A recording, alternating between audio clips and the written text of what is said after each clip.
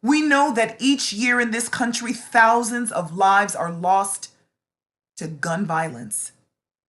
As Gun Violence Awareness Month comes to a close, When Docs Talk wants to bring you the full interview of someone who knows what it feels like firsthand. Please join us for part one of our interview with Miss Cheryl Lumpkins, mother of little Ricky, a life gone too soon, a mother's story.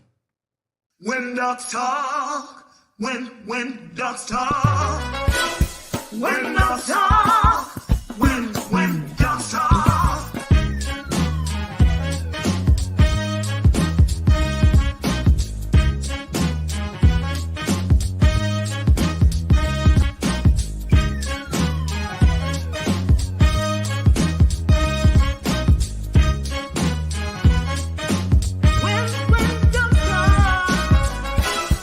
When dogs talk, when dogs talk, when dogs talk, when dogs talk, when dogs talk, when dogs talk, when dogs talk, when dogs talk. Hello and welcome to When Docs Talk. We are here today again to talk about the strapped culture of America, locked and loaded, guns and gun culture in this country, and of course, gun violence. And of course, we have all of the crew here for a special interview with a mother who has been a victim of gun violence. I'll let everyone say hello. Hello, hi, I'm Dr. Sonia Pinson. And I'm Dr. Yulie Lloyd. Yes, and of course, for those of you who are joining us for the first time, I'm Dr. Adid Young, and we're excited to be here. So I want to just cut to the chase, ladies. You know, gun violence is something that we're hearing about every single day. It used to be where you'd hear about a mass shooting, and all of a sudden it'd be like the worst thing in the world, and everybody would be devastated. And now, I'm not saying that the devastation is gone, but I feel like the shock and the trauma that comes with mass shootings is gone. I mean, what are your thoughts on that? I agree. I think now, from the standpoint, people have become a little bit numb to it. And so when you hear it on the news, it's not as shocking, but unfortunately, it's absolutely shocking and horrible to the people that are involved in the incident. And so that's really the key is that regardless of how we feel about it, and it seems like, oh, it may be so far away or it doesn't, it doesn't impact me. It's so many people that every day it's impacting them personally and in their lives. Absolutely. Yeah, I feel like, when I have traveled to other countries, one of the first things they ask about when they find out I'm American is about our gun culture, the amount of gun violence, the amount of shootings, and you can see it on their face how horrified they are. Yeah. And as I'm explaining it to them, I feel like I should probably have more angst behind this, but like Sonia said, it's almost numbing. It's just as sad, but it's just numb. It's numbing. Infuriating, but it's just numbing. Yeah, infuriating and numbing, and actually kind of embarrassing that you're saying that you go out of the country and one of the things that they're associating with your country is gun violence. Mm-hmm. Really, really sad. But I don't want to delay too long because I really want to bring on our next guest, and she has a very powerful story to share with us. A lot of times, like Sonia, you were saying, it's numb to us, but the people who are actually experiencing it, it's not something that's numbing to them. There's often not enough numbing for the pain that they feel. And so I feel like with us, we have to start putting more faces on these instances because we see them and we hear about the numbers of lives lost, the bodies, and everything, but we really don't. And we might see pictures on the news, like they may show, oh, this person was a mother of 3. But when you really hear the stories of the people who go through this, I think it makes a difference. And I think it's important for us to examine that difference and see what it does, because we have so many debates going on in this country about this issue and what we need to be doing about it. So without further ado, I want to tell you a little bit about our next guest.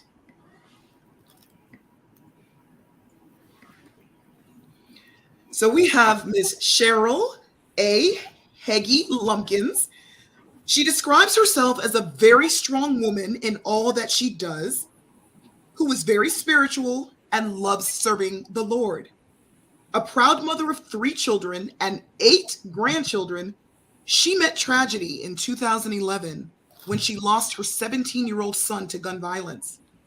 Miss Cheryl loves being around family and friends and her coworkers. She enjoys attending church and working in the church. Additionally, she's always worked in healthcare since 1977 and has been an essential worker on the front lines throughout the pandemic. She enjoys reading her Bible, traveling, and fishing. Most notably, she enjoys giving back to the community, feeding the homeless, and supporting other victims of gun violence. When she lived in Kansas City, Missouri, she would often give advice to others and share her life journey. She tells us at When Docs Talk that she wanted to be a part of this show in order to express her views on gun violence and to reach out to other families of victims, offering different kinds of support. We are so honored to have her here with us today. Please welcome Miss Cheryl Heggie Lumpkins. Hello, everyone. Hey, Miss Hello, Cheryl. Miss Cheryl. How are you doing today? I am doing beautiful. Great. Well, we are so excited to have you, so happy to have you. Mhm. Happy to be able to put a face on what we're discussing and to just learn from you and learn what your journey has been like. Mhm. It's been a journey. I'm sure it has. I'm sure it has. If you don't mind, I just want to start out by asking a little bit about Ricky. Well, Ricky, we call him Little Ricky, and he's the junior. He was very happy, peaceful, no nonsense guy, outgoing, loved his family, his friends, his siblings, very involved in our church at Mount Sinai Missionary Baptist Church in Kansas City, worked with the youth. Um, he was just a very good, energetic young man. He had so much going for him, and his life was cut so short. Um, he he really honored his grandparents. My mother, he helped take care of her in her older age. Um, he would go in the community, in the neighborhood. We have elderly people on my mother's block. He would cut the grass, shovel the snow. He was just he was just a good young man and had a future promising to him before someone took his life. Well, it sounds like he was a really remarkable young man. And I'm gonna just ask you what happened. Well, November the 19th, 2011, we was at the church, my mother, my church family, and friends. This particular day, we was giving out Thanksgiving baskets, feeding the homeless. He was up there assisting like he always had, and he had been with us all day, all day.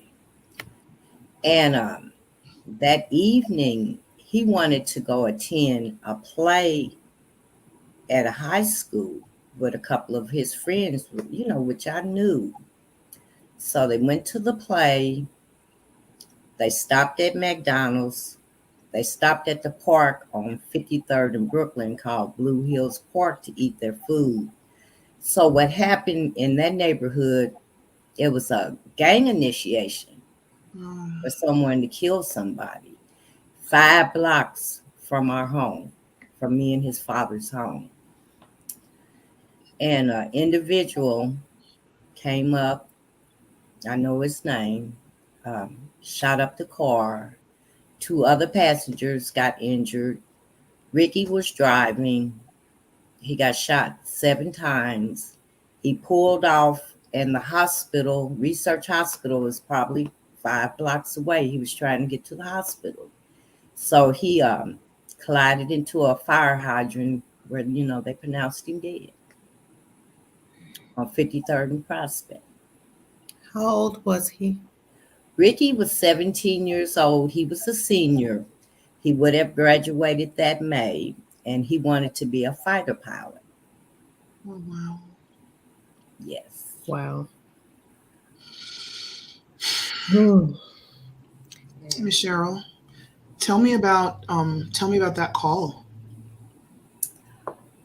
The call was the detectives that came to our house, me and Big Ricky's house, his father, and we was asleep.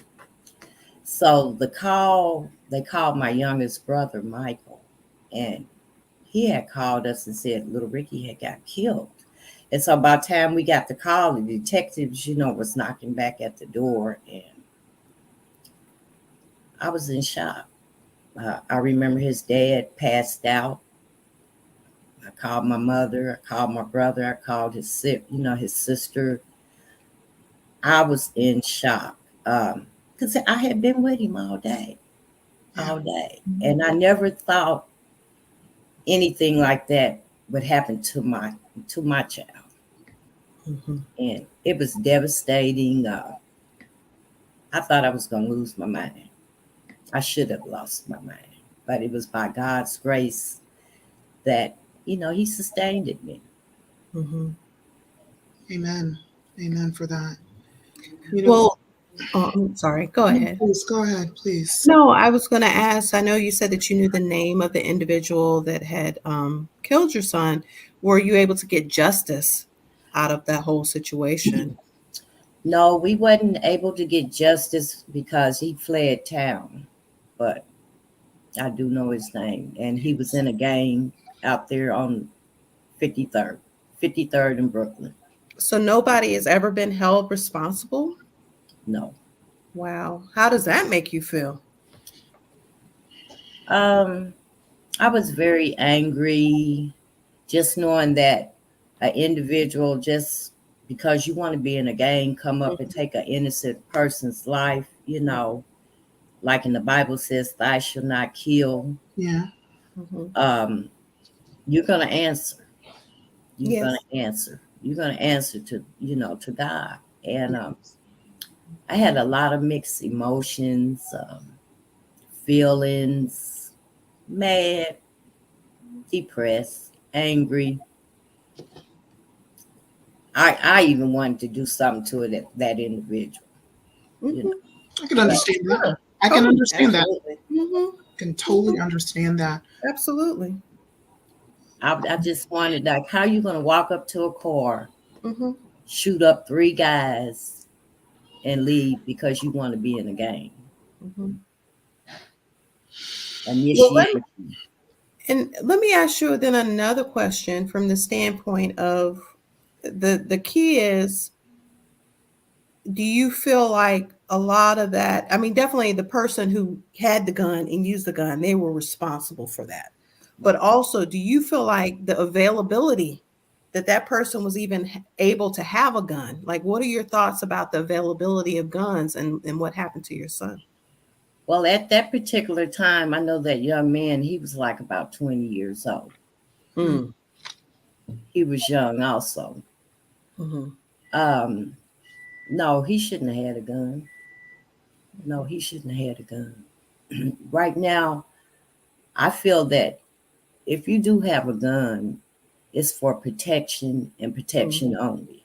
Mm-hmm. You cannot go out randomly shooting people because somebody pull over in front of you in a car, say something crazy to you, step on your shoes. Because to me, I feel that when you do something like that, that's just assassination. You don't care. You don't care about another human being. Mm-hmm. For sure. But that leads me to a comment that we often hear. It's not about the guns. It's not about who has them. It's about the people. A lot of people would hear your story about little Ricky and say it's very sad what happened to him, but that doesn't mean we need to change anything about our gun laws, because the reason he died is because of a bad person, not because of guns. What would you say to them if they said that, Miss Cheryl? I feel today's time that we have gun laws that shouldn't be passed because it's making it more available for people to get guns. it's just too much access out there for guns. Like when I was growing up, we had guns, but we didn't use them like they're doing now. It's just out of control. It was only for protection. So, half of the American people have guns, and you have different states, senators, the governments trying to allow, well, they are allowing more guns on the street. And I don't think that's necessary right now. Instead of allowing guns on the street, this is when the community need to come together and try to put a stop to the violence, because I understand our law enforcements, they're busy, but they can't control everything until the community steps up and say, okay, we're sick and tired of this. We need to support these young people with issues that have gun, then maybe we will have some problems solved. So I wanted to ask, do you feel like, and this is kind of an adjacent question to the gun issue, do you feel like the distrust that people have for each other, not just with how responsible we will be with guns, but just being responsible for someone else's home, guns, kids, do you feel like that's hindering us being able to do what you just said? Yes, I believe it's a lot of distrust with guns. It is. Because if you're not in the right mindset, the first thing a person want to do is like, well, I'm gonna go get my gun. I'm gonna show them something. Mhm. And it's, to me, it's up to the individual and their mindset. That's a hard pill to swallow, because that's why you have to be so aware of other issues and what's going on other people's minds. Why should you be going down the freeway and somebody pull a gun out on you because you cut up?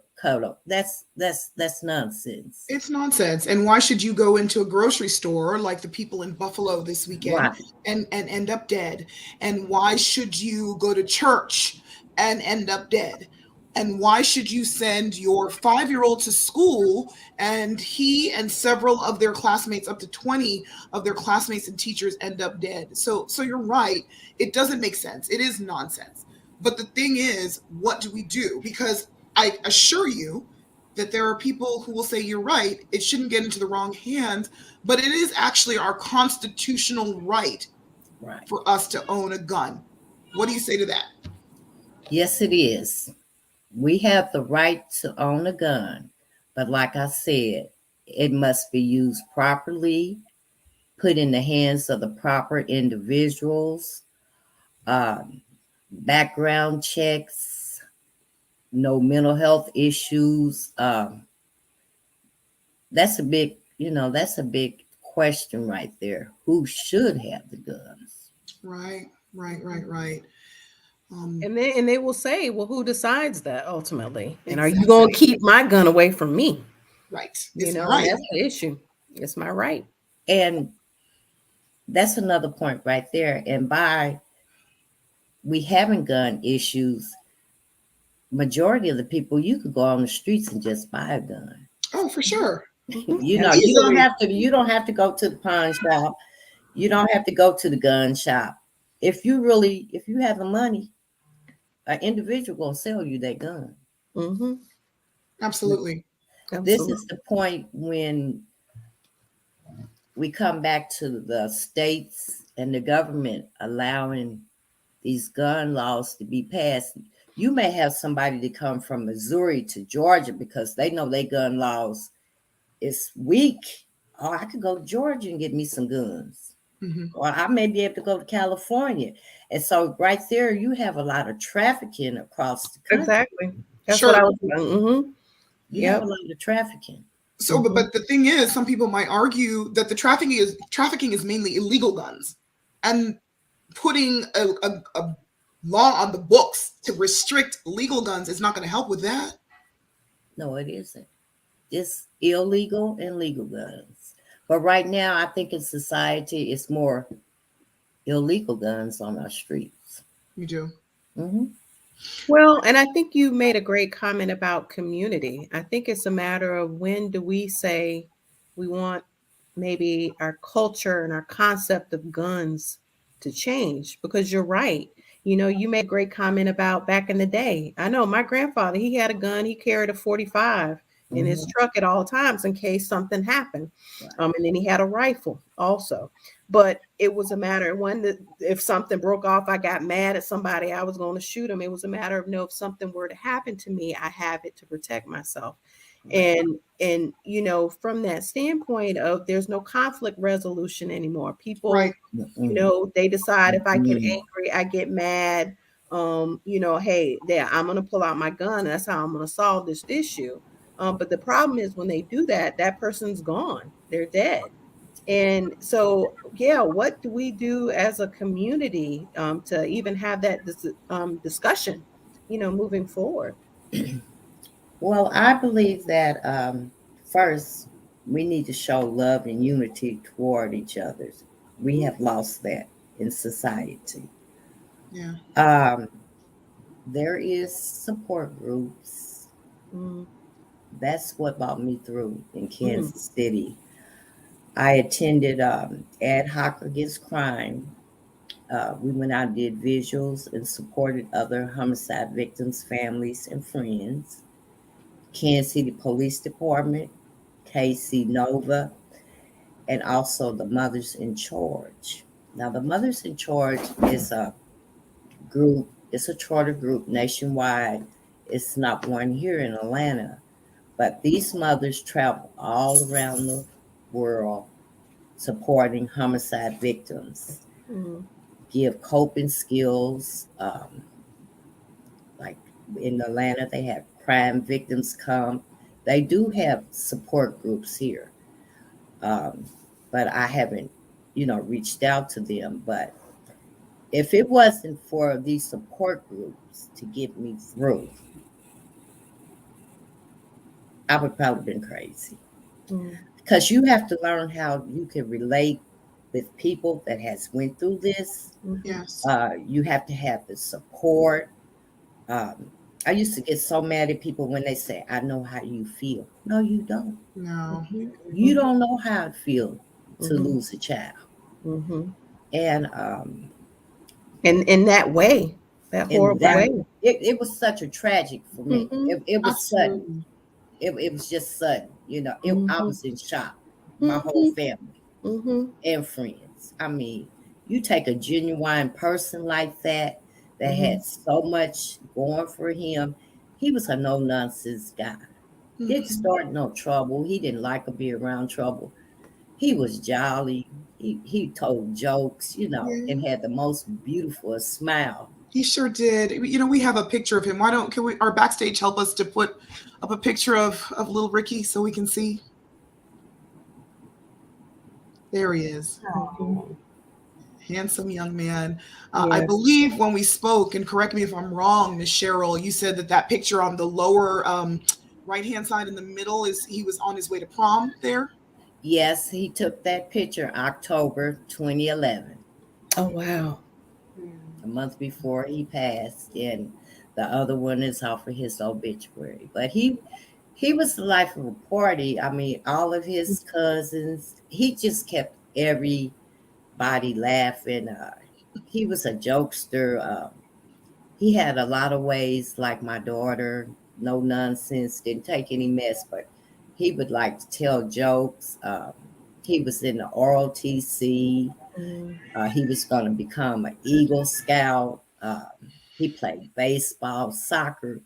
I mean, he never was in trouble. Never Never, in trouble. Never in trouble. never. And I think that's important to mention because I'm going to be honest, you see a young man, especially a young black man, and you mhm, hear about gun violence, and there's already a presumption that it's because he was in trouble mhm. Or or he did some. He did something he wrong. must have done something Yeah. wrong.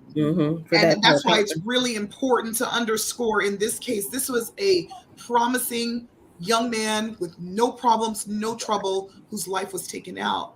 My Mhm, next question to you, though, is do you feel that I guess at this point, 11 years that have passed, do you feel like there's been any progression in gun safety?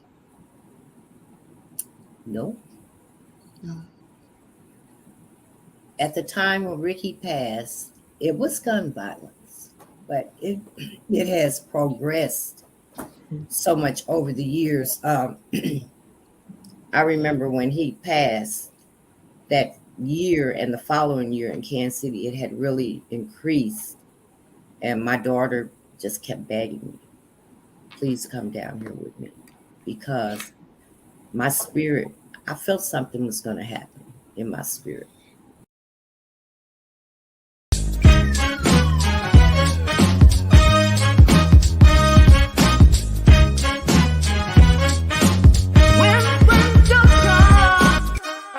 When doves talk, when doves talk.